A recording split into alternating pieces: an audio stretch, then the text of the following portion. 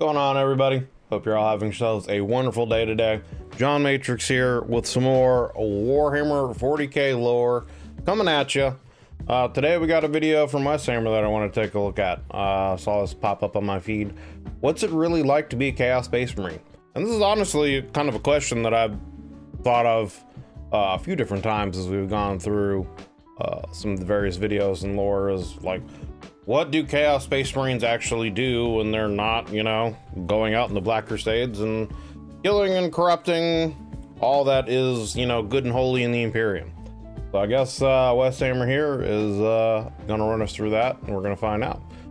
So again, this is what's it really like to be a Chaos Space Marine, Warhammer 40k lore by WesHammer. As always, there will be a link to WesHammer's channel and to this video down below in the description, so if you want to go check out his stuff, all his Warhammer 40k content, and this video without my reactions and all that good stuff, links will be down below in the description. But for now, let's get into the video. Bada boop, bada boop, boop. No matter where you live, life in the grimdark future of Warhammer 40k is pretty miserable. But there are some places that are far worse than others, and by far the worst place to live is the nightmare realm known as the Eye of Terror, a wound in reality where the physical and immaterial universes overlap. That was, fun fact, created when a bunch of space elves murder-banged a chaos god into existence. It's a place that's chock full of nightmare planets, hordes of demons, legions of heretics. Bet the other I wish I could take that one back, huh? Do a little reverse timeage and go back and not do all those crazy things, you know? Just saying. Place that's chock full of actions have consequences. Nightmare planets, hordes of demons, legions of heretics, cosmic horrors of every shape and form, and whatever the fuckoliensis is. Yeah, what the This hell is is where that? the Chaos Space Marines reside, and carving out an existence in this nightmare realm is not an easy thing to do. So what does their life actually look like? How did they end up here in the first place, and what kind of horrible things are they forced to do in order to survive? Well, in this video, we're going to be getting to the bottom of that and a whole lot more by putting ourselves directly in the shoes of a Chaos Champion. And yeah, I feel like living as a Chaos Space Marine would very much be survival of the fittest, taking to the absolute extreme. Because, I mean, with all the horrors and terrors and denizens that live in the warp, not to mention just being at the mercy of, you know, whatever whim a chaos god, you know, might have at that point in time. It's going to be a rough existence. It's going to be rough. You're definitely going to be a hardened individual. a whole lot more by putting ourselves directly in the shoes of a Chaos Champion and following him throughout his career as he becomes a powerful warlord and slips further and further into damnation. This video is going to be interesting perspective, so we're going to go just from a normal Chaos Champion and just, I guess, see how their life would be progressing through the ranks from what he's, from what it sounds like he's talking about, so sounds interesting. He's a powerful warlord and slips further and further into damnation. This video is going to be a little bit different than the other ones I've made in the past, as everything that we're going to talk about today actually comes from a single source, a random obscure post that was made 10 years ago on the website hammerandbolter.com in a thread titled Misconceptions About the Chaos Space Marines. And of all people, the person who left this post was Aaron Dembski-Bowden, one of Black Library's premier authors and an absolute expert in all things chaos. I stumbled across this a few years ago, and it's always stuck out to me as one of the most insightful pieces of chaos media that exists. And I wanted to make it into a video so more people would hear what he had to say. I've left a link to the original post in the description of this video if you want to check it out for yourself. So with all that out of the way, let's find out what it's actually like to be a Chaos Space Marine. But first, I'm just gonna be honest with you, I got bills to pay. So a quick shout out to this video sponsor, and then we're gonna dive headfirst into the grimdark. Who doesn't have bills to pay these days? You know what I'm saying? Know what I'm saying? Can't fault the man. Gotta plug it. Gotta throw out those advertisements. Gotta make them Benjis. Today's video is sponsored by Into the AM, makers of all of the dope graphic tees that you see in all of my videos. I wear these things just about every single day, and I can honestly say that in addition to their designs looking absolutely awesome, they're also the comfiest shirts that I own. Not only that, but they're also shrink and fade resistant as well. And as a big fan of graphic tees, I can tell you that that's incredibly hard to find. There's nothing worse than when you have a favorite t-shirt and it gets all faded and shrinks in the wash. True. I've had some of my Into the AM shirts for almost 2 years now. Still to this day, haven't personally experienced any fading or shrinking at all. If you want to pick up some of these amazing shirts for yourself, but also want to save a bit of money, then you can take advantage of Into the AM's custom pack deals, where you can pick and choose any shirts that you want and bundle them together in order to save big. They have a lot of different packs that you can make, whether you're into graphic tees, their more casual basic tees, polos, tanks, button-ups, or even underwear. And if you want to save even more, you can use my personal link in the description of this video, or code WesHammer at checkout to save an additional 10% off your entire order. And remember, that code works site-wide. Now personally, I like to go to their on-sale section and then use my code on top of the discounts that are already there to get some pretty incredible deals. What can I say? I'm a savvy and frugal t-shirt fan. Go check out intotheam.com today and elevate your style. Click on the link in the description of this video or use code WesHammer at checkout to save 10% off your entire order. Big thanks to Into the AM for sponsoring this video. I know a lot of people will probably end up just like jumping ahead if you want to like skip that and just get into the meat of the video. I, don't skip ahead when content creators have stuff like that just because, obviously I'm here reacting to stuff that they've created. So one of the ways that I would support them is anyone that watches my video. If they haven't seen their content in their channel, it's the first time hearing of this content creator. Obviously, it would benefit them to have someone go to their channel and, support them in whatever way the advertisement they're pitching, asks. So it's the least I can do is to sit through and, watch the advertisement. So if you like WesHammer, like his content, go over there again. Check out his channel, check out whatever sponsorship discounts he's got going on for his shirts and whatever else, and support the guy if you want to. But anyway, let us continue. It is the 14th year of the 31st millennium. The dreaded War Master Horus Lupercal and his army of traitors and heretics has made its way all the way to the gates of Terra. This includes you, a Wordbearer's champion known as Helican the Mourner. You co-lead a company of Marines within a Wordbearer's chapter known as the Sacred Phoenix, alongside your most trusted brother, Captain Villis, a man that you have fought beside for decades. Villis. Quite the name for a villain, wouldn't you say? Most trusted brother, Captain Villis, a man that you have fought beside for decades, and the two of you have saved each other's lives more often than you both care to count. You trust him more than anyone else you have ever known. Although you and your forces fought with all of your might, the Loyalists eventually emerged victorious. After the Emperor killed Horus, everything started to fall apart in quick succession. In order to survive, you and your men fled the planet.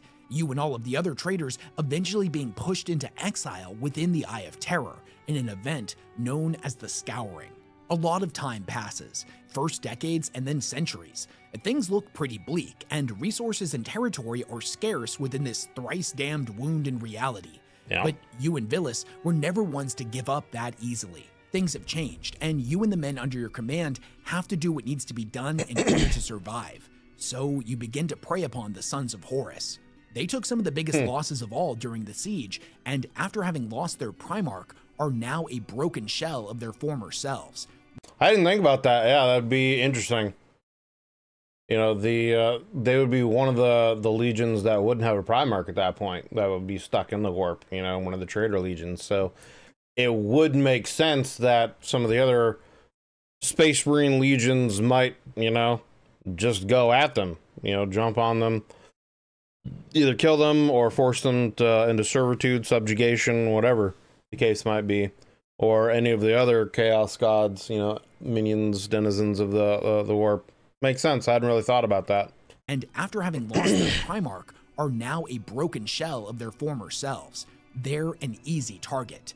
Now maybe you justify your actions as simply being done out of survival. It's either you or them. Maybe it's a desire for strength that motivates you, and they have ships, weapons, and resources that you can utilize.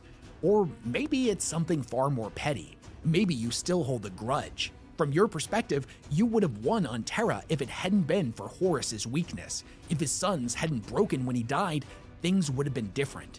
Maybe you blame the traitor's failure on their cowardice. You kill them and take their ships, their worlds, their fortresses, and their equipment. All of this has certainly expanded your power, but you realize that you're going to need allies. Your thoughts turn towards the Dark Mechanicum, as they have the only functioning Forge worlds within the Eye of Terror, and would make for some pretty powerful allies.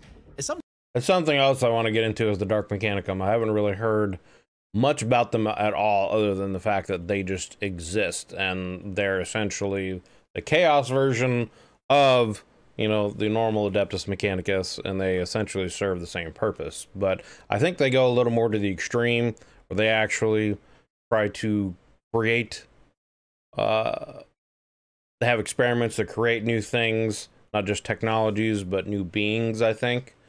I think kind of got into a little bit of one of the characters in one of the other videos I'd gone into, but definitely something else I want to jump into and learn more about is the dark Mechanicus guys. Forge worlds within the Eye of Terror, and would make for some pretty powerful allies. Sometimes you make deals with them, whereas other times you invade their worlds for supplies. Sometimes the Dark Mechanicum breaks their oath to you, screwing you over in the process because that particular forge got a better offer from a stronger warband. Or maybe they just secretly hated you all along and were just looking for an excuse to end your relationship. As time goes on, you raid the Imperium over and over, whether it be for supplies, slaves, or territory. Sometimes you do it simply out of the need for vengeance, or a desire to teach the unworthy servants of the Corpse Emperor the truth behind reality. Maybe you dedicate your raids to the glory of the Dark Gods. Maybe it's to humiliate a rival you lost a fight to long ago. Or maybe you do it because several of the aspiring champions and squad leaders under your command have been whispering behind your back.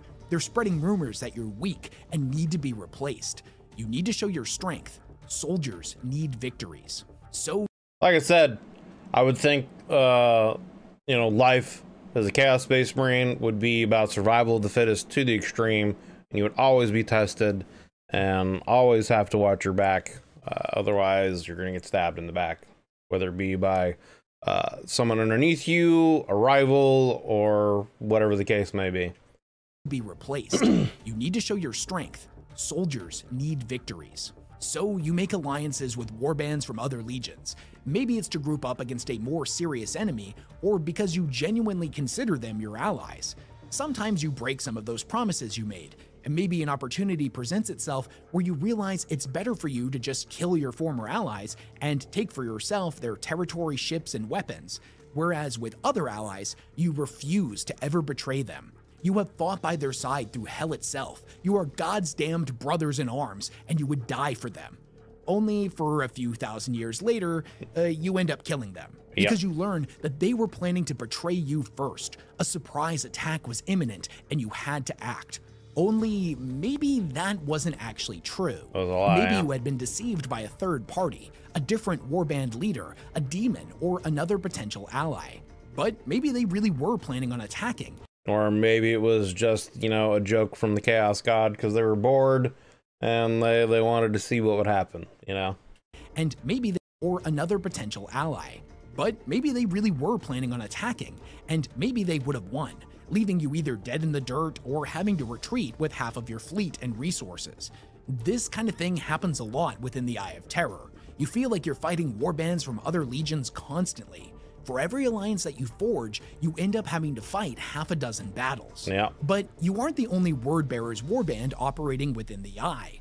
Sometimes you come into contact with other Wordbearer companies, chapters, or hosts that are pursuing their own agendas and waging their own wars. Sometimes you join up with them, you share news of the Legion's movements, and you view them as your blood brothers. But other times, it's not that simple.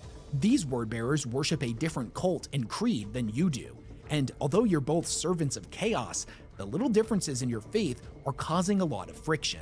Just like how it's interesting how, yeah, I hadn't really thought about that. I mean, I assumed there would be certain, like, infighting, and, you know, jockeying for power, and, you know, just like with regular Space Marines, the only way, technically, really, for you to get a promotion would be someone up above you to die or to challenge them and take, you know, leadership roles potentially. But obviously the Chaos Marines would do it in a much more extreme way. But I hadn't really thought, like, you know, the idea of, let's say, the Death Corps, I think is what they're called, the Nurgle Space Marine faction. You know, let's say we're talking about them, or even the Word Bearers, whatever. Just the idea that they might have even like slightly different beliefs or slightly different ways of how they worship their god, and just those little slight differences can spark wars and frictions and stuff like that. I hadn't really thought about that. I thought they'd be maybe a little bit more united under the banner of the whatever chaos god they're worshiping, but it makes sense. Honestly, it makes sense, especially, again, like I said, you know, with how the idea of survival of the fittest taken to the extreme, you know. Of chaos, little differences in your faith are causing a lot of friction. Just like how in the real world, every major religion has tons of splinter branches that sometimes come into conflict with one another. It is the same with the extreme here. Chaos, simply on a much more massive scale. That's actually what I was going to say. It made me think about how, like, religion in our, you know, in the real world, how, you know, there's different little beliefs and differences in the various religions. You know, there's different sects of the Jewish religion. I don't know exactly what the religions might be called, so I don't want to, you know, insult or upset anyone by not knowing or whatever, you know, putting down someone's religion. That's not what I'm trying to do, but you get the idea that I'm talking about. It is the same with the worship of chaos, simply on a much more massive scale. Maybe these word bearers rely too much on Tzeentch's sorcery for your tastes, using his gifts to peer into the future in order to win battles, and you think this makes them weak, whereas they see your view that Khorne is actually an honorable and noble god as particularly deluded. Maybe you both view each other as taking your faith too far, or perhaps not far enough. Not far enough, you both have evidence that the other warband is weak. Maybe you attempt to work through your differences. You meet on neutral ground, and the discussion turns into an all-out firefight. Maybe you're able to reconcile those differences in the name of your Primarch. That also is something interesting. The idea that they might actually try to find neutral and common ground and resolve any kind of conflicts diplomatically, as opposed to actually just all-out war and fighting, which I guess still would make sense depending on the strength of the factions, you know, at play at that point, because losing men is still losing men no matter what you do, you know. All-out firefight. Maybe you're able to reconcile those differences in the name of your Primarch and become brothers for the next 3,000 years, both answering each other's call for aid, and eventually even merging into a new host of 2 chapters bonded by absolute loyalty. Maybe this alliance will last for a year, or maybe until the end of time. During your time within the Eye, there will sometimes be calls for aid from other Wordbearers chapters, and you will have to make a tough decision. Sometimes you set everything you were doing aside and immediately go to their aid, bringing everything you have to bear because it doesn't matter that they're from a different chapter. You're part of the same legion, and damn it, that matters to you. However, other times you don't answer. You pretend like you never received the call because you realize if they get butchered, then swooping in to claim all of their territory and resources will be 1,000 times easier. So you instead sit and wait like a hungry vulture. Other times, you truly do want to help them, but the warp can be finicky and its tides end up delaying you by several years. You show up too late. And other times, you block the call as soon as you see who's sending it, because those guys are a bunch of oath breakers and heretics. They were a nasty splinter faction, dangerously disloyal, and you wanted them dead anyways. Except maybe they don't end up getting slaughtered. Maybe they win that fight without you, and now they declare you as the oath breaker, and they tell all of the other Wordbearers warbands of your treachery. Now, it's not just them coming after you, but a plethora of other Wordbearers hosts as well, unified in their hatred of you. You're a nasty splinter faction, dangerously disloyal, and you need to be destroyed. But maybe loyalty and your oaths meant something to you after all. Maybe you did go to their aid that day, but when you showed up, you found out that it was a Wordbearers chapter known as the Dark Maw, and they were fighting against a Death Guard chapter known as the Venomous Rune. And wouldn't you know it, you owe your allegiance to both sides. The only honorable thing to do would be to sit the fight out. And not fight. Or maybe you do choose a side. Maybe you attack your own kind, throwing your law in with the Venomous Rune as you have an oath of brotherhood with them from a past campaign. You might not think much of the Death Guard warband's faith, their creeds, or their personal hygiene, but they are proven allies. They have fought by your side dozens of times in the past. From where you're standing, the That is a wicked looking blade right there. That's a raid. alliances you forged in blood and fire during your time within the Eye of Terror are what ultimately matters to you. You just met the Dark Maw. They may be from the same legion, but you don't owe them a damn thing. Or maybe you do. Maybe you are ultimately loyal only to your bloodline, knowing that it will never fail you. So although you take no joy in it, you aid the Dark Maw, and together you obliterate your former allies. Sometime later, tragedy strikes. Captain Villis, your oldest friend and co-leader of the chapter, is assassinated, leaving you the sole commander of the entire host.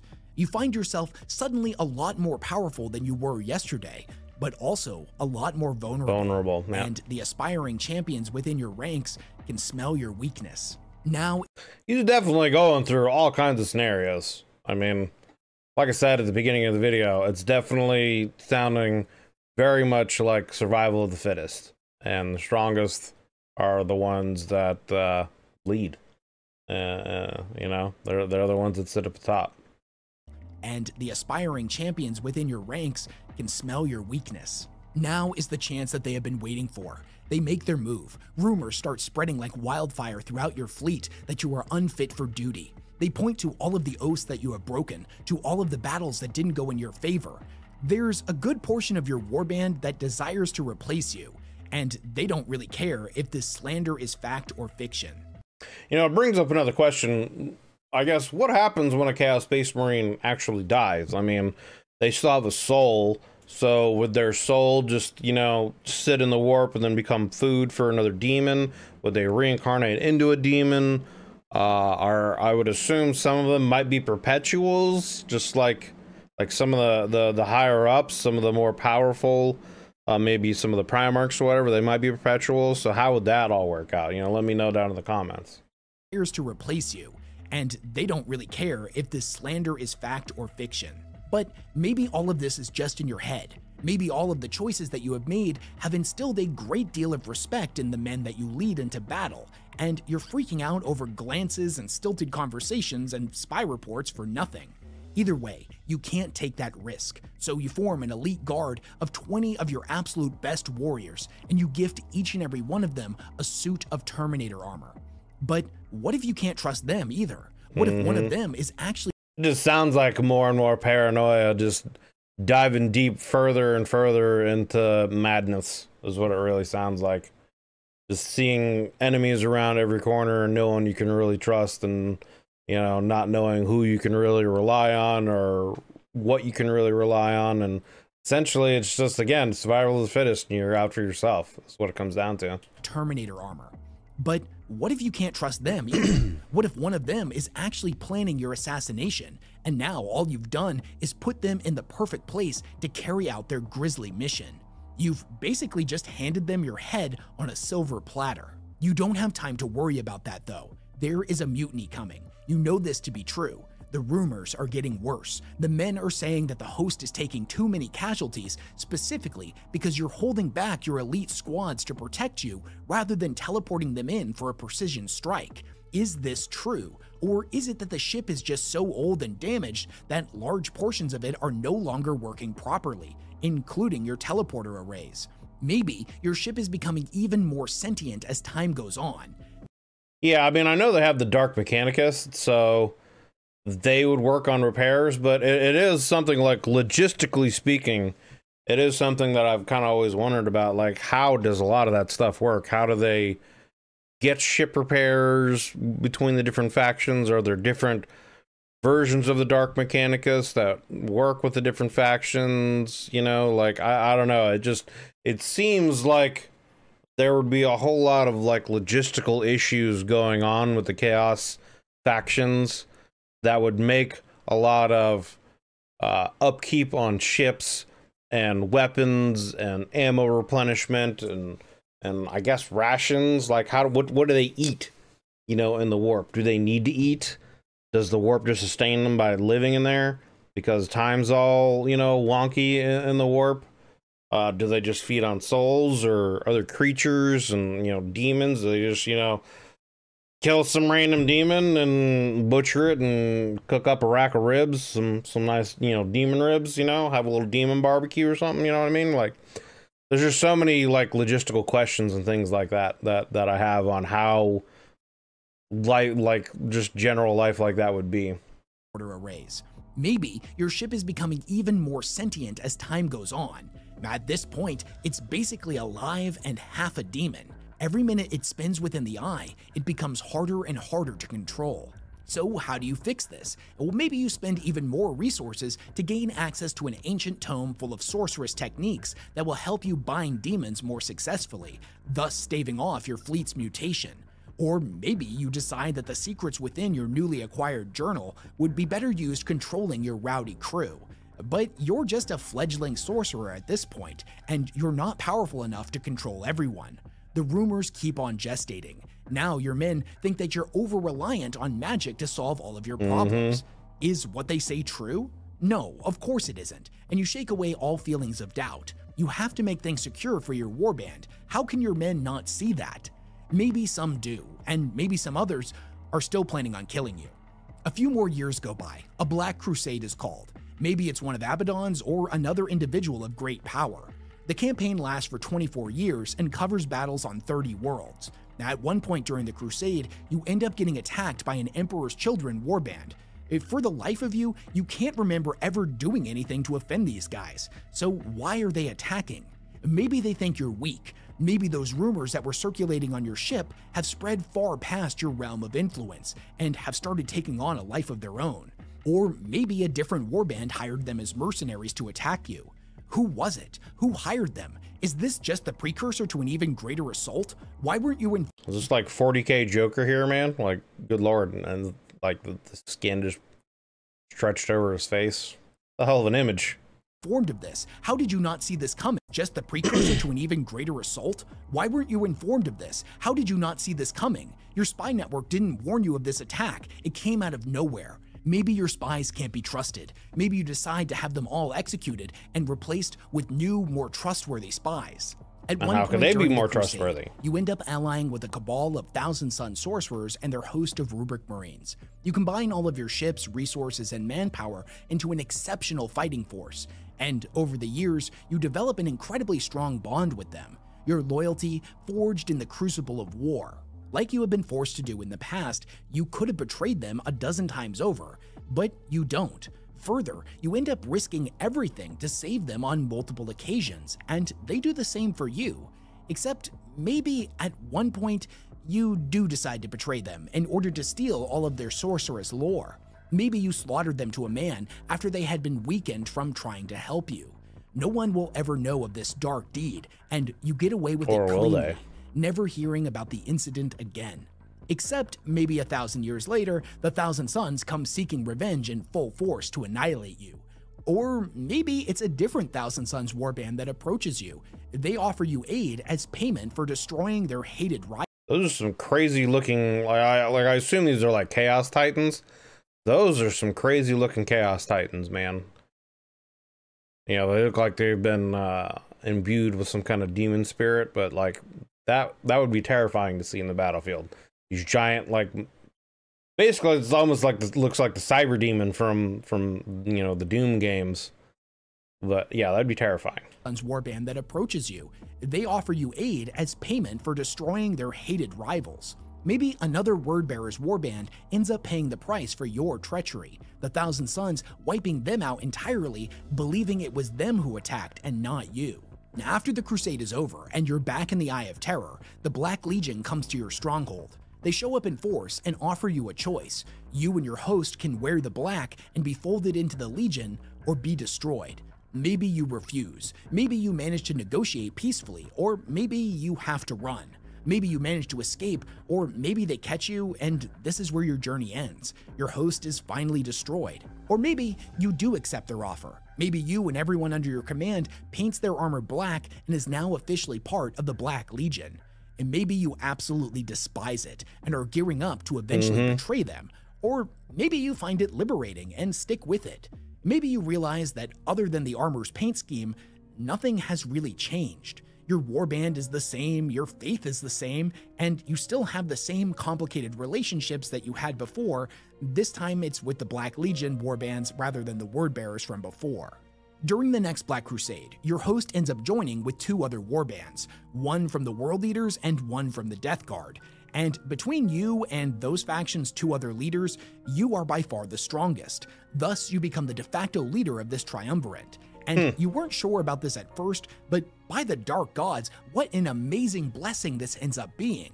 Who would have ever thought that you would have both Khorne Berserkers and Plague Marines under your control? This combined fighting force is truly a thing to be feared. Except there's a problem. None of these factions actually get along with one another. They don't want to work with each other. Maybe you manage to keep them in line, despite fights constantly breaking out between the rank-and-file warriors. Maybe there's a constant clashing of faiths and mounting pressure from the other warband leaders who are trying to undermine you and take control for themselves. Or maybe you were never the leader at all. Maybe the Death Guard warband was far stronger to you, and it is the Plague Champion that is in charge. It literally just sounds like chaos. Like, literally just sounds like chaos. Everything is constantly changing. You're constantly looking over your back, constantly paranoid, constantly worried about any number of infinite scenarios of betrayal, being stabbed in the back, stabbing someone in the back, betraying them, gaining power, victory, gaining more men, more knowledge, whatever. It literally just sounds like pure chaos, which, I mean, you know, what would you expect, I guess, from someone living in the warp and worshiping chaos gods, you know what I mean? Warband was far stronger to you, and it is the Plague Champion that is in charge. You view him as unfit to lead, so you start spreading rumors that he is weak and needs to be replaced. Whatever the case may be. I do find that it's interesting that a lot of the stuff just starts with like rumor and just like hearsay and stuff like that instead of straight up fighting. You know what I mean? So you start spreading rumors that he is weak and needs to be replaced. Whatever the case may be, the Triumvirate's reputation casts a long, dark shadow. Other warbands can't match you in size and begin to pay fealty, serve you, or simply flee whenever you enter their territory. Although this started as a simple alliance during a Black Crusade, it is now morphed into a legitimately powerful warband. Maybe it will last for the next 8,000 years as a ruthless and terrifying force of destruction that lays waste to its enemies and anyone that would dare stand in its way. Or maybe the whole thing falls apart in about a month or so.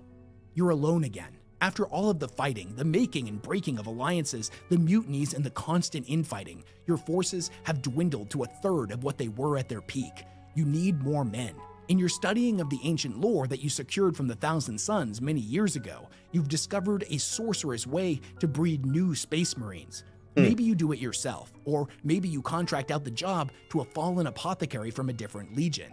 His skills are legendary, but he's also absolutely insane. Yep. Not to mention his asking price is high, a lost artifact on a demon world or deep in the heart of the Imperium. Do you risk even more losses to pay his price?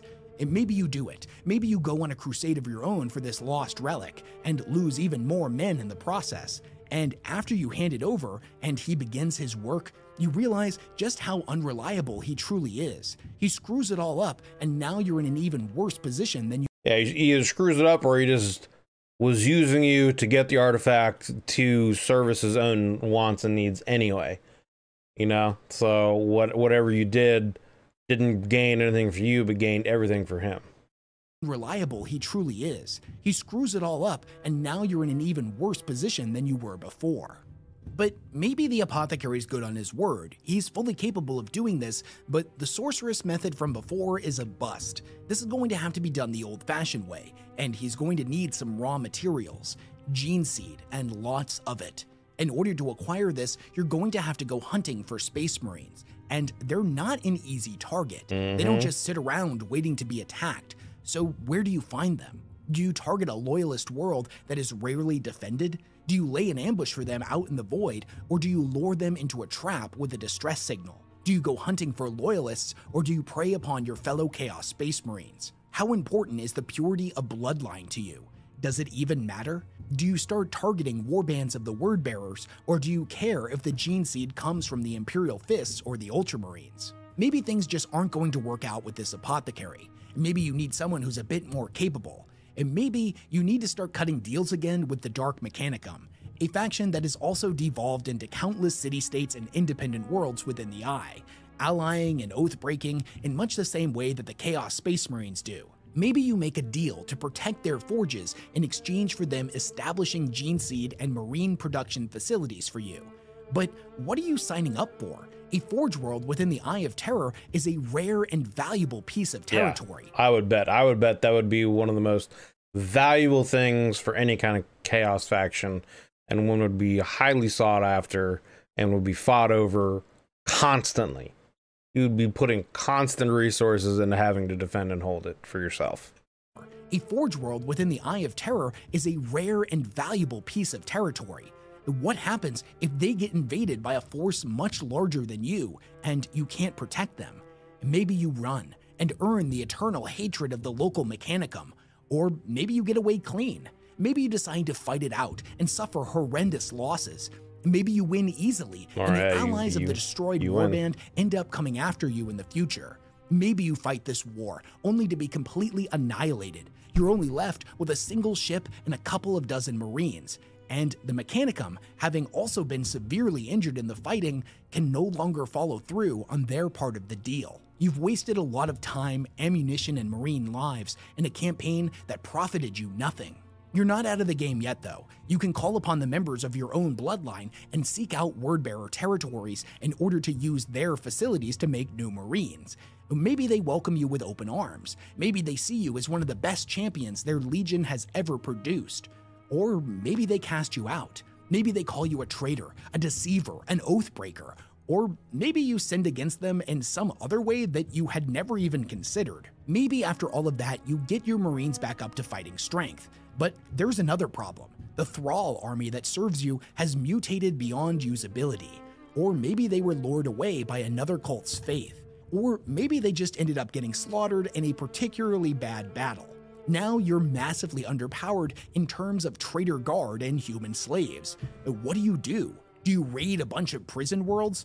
The slaves that you would pick up here would certainly be easy pickings, but they would be untrained. Right. Do you try to convert a guard regiment? They would be untrained, and I mean, they're prisoners, so they would be malnourished and really in no condition to help you at all. You would have to spend, again, more resources and time to train them and to bring them back up to health. So, I mean, yeah. Would certainly be easy pickings, but they would be untrained. Do you try to convert a guard regiment? Well, that would certainly be a better option, but it would require careful sedition work, and your only trusted co-leaders spending multiple years away from your warband to convert the human armies. Maybe you could send your less trusted underlings, but then who would the humans end up serving? Would they end up as an army secretly waiting to betray you? Maybe you go to the Black Legion. You sign a contract with them saying that you'll serve for a period of 66 years, and in exchange, they will teach your apothecaries and fleshsmiths the way of the berserker surgery. Now you have berserkers in your army. But what if another Wordbearer warband considers that a dangerous collusion with an enemy legion, even though up until this point you've been perfectly loyal, and you know other Wordbearers warbands who took the same deal? Now you have another fight on your hands. But what about that period of 66 years that you signed up for? What happens to your stronghold while you're away raiding the Imperium? Is it hidden well enough within the Eye of Terror? Maybe it is, but what if time and space distorts and it's And, you know, if you, who says the person you leave behind guarded, if you leave anyone behind guarded, doesn't, you know, end up becoming more powerful than you in that time and take it over, and then you got to come back and fight them to reclaim your territory, and that's a whole other fight that you got to deal with. Within the Eye of Terror? Maybe it is, but what if time and space distorts and its location is revealed? Do you leave a garrison of your best troops behind to defend it? Well, maybe you do, but then you're going to be taking to the battlefield without your best warriors. Maybe you return and another warband has destroyed your base or occupied it for themselves. So now you have to begin a costly war in order to retake your own fortress. Maybe you let it go and you carry on as a fleet-based warband, forever suffering a lack of resources compared to those with fully operational and well-supplied homeworlds. Maybe you go back to Sakaris, the Wordbearer's capital demon world, and end up as just another minor host using it as a base of operations. Now, instead of having your own world and your own garrison, you are one warband amongst hundreds, sharing and competing over territory. And if you thought you had problems before with grudges, oaths, betrayals, and future treacheries, all of those things are now magnified tenfold. You look around and you see warbands united only under the threat of violence by an intimidating commander, whereas other warbands, at least on the surface, seem to honestly be bound by brotherhood. And then your eyes fall upon the fleet of the host of the Shrieking Wound. You remember these guys all too well. They failed to come to your aid a few centuries ago and betrayed the Legion at the Battle of Zahir by taking too long to commit to the fight, constantly weighing their options rather than acting. Maybe they say the same thing about you. Tension is always rife, even between blood-bound allies, for glory in the eyes of the Legion's power players and in the eyes of the gods. Maybe you stay, maybe you go. Maybe. That's what it's like to be a Chaos Space Marine. All right. There you go. There you go. Good video from WesHammer about what it's like to be a Chaos Space Marine. I just lost the video here, but anyway, yeah, good video about him going over what it's like to be a Chaos Space Marine. It didn't answer everything, and it didn't get into some of the stuff that I thought it was getting into, but I mean, to be honest, it just sounds like it's pure chaos. It just sounds straight up. The simple answer is it's just pure chaos. You're concerned about any number of infinite scenarios potentially happening where you're being betrayed or setting up things so that you can gain power to gain more power to gain more power to gain more power, essentially. And it's just a never-ending cycle of gaining power, losing power, gaining power, losing power, making alliances, being betrayed, betraying, gaining knowledge, gaining more men, gaining more ships to lose them, gaining territory to lose it. And it's just a constant change.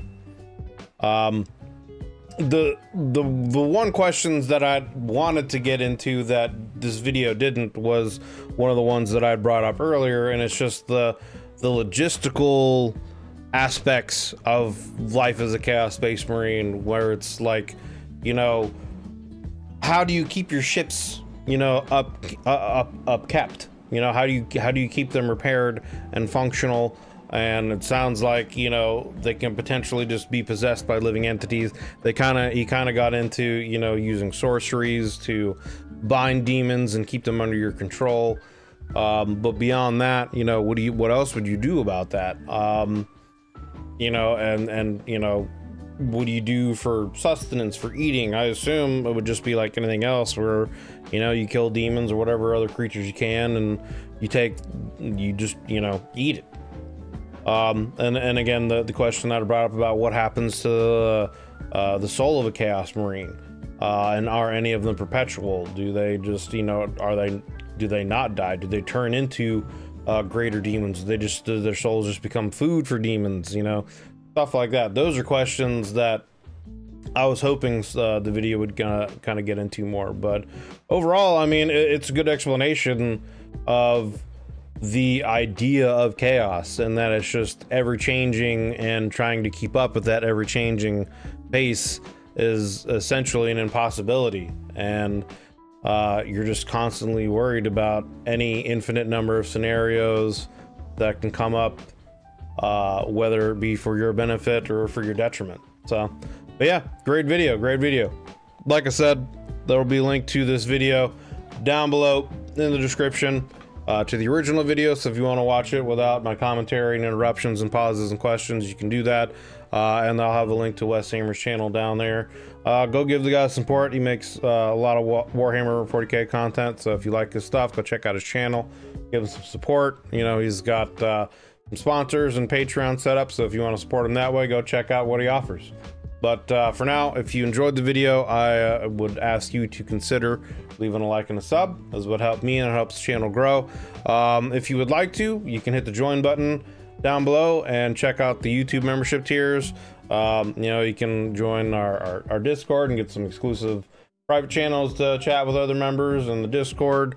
You can get early access to videos, get exclusive access to certain live reactions and discussions, as well as maybe some other watch parties and a lot of other benefits. So just check it out, see if any of the tiers would interest you if you decide you want to go that extra step and support me monetarily. But if not, I appreciate you guys just hanging out and watching the videos. It means a lot, especially if you watch the video all the way to the end.